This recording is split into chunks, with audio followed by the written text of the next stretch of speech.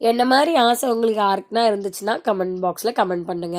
அதாவது நிறையா சம்பாதிக்கணும், பெரிய பங்களா வீடு கட்டணும், 2 3 கார் வந்து டிஃப்ரெண்ட் டிஃப்ரெண்ட் டைப்பில் வாங்கணும், அப்படியெல்லாம் சொல்ல நினைக்கிறீங்களா? அப்படியெல்லாம் பெருசாக ஆசையே கிடையாது. கடவுள் கொடுத்து ஹாப்பியாக வாங்கிக்கணும்.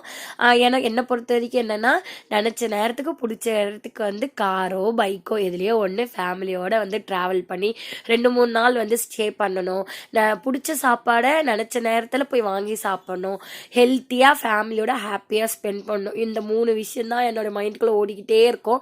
இப்படிப்பட்ட லைஃப் வந்து வாழ்ந்தாலே போதும். அதாவது சின்ன வயசுலேருந்தே வந்து எங்கள் அப்பா எனக்கு பேர் வச்ச மாதிரி என் பேருக்கு ஏற்ற மாதிரி எப்பயுமே ஆனந்தமாக ஆனந்தவல்லியாக என் முகத்தில் அந்த சிரிப்பு இருந்துக்கிட்டே இருக்கணும். அதுதான் என்னோட பெரிய லட்சியமே.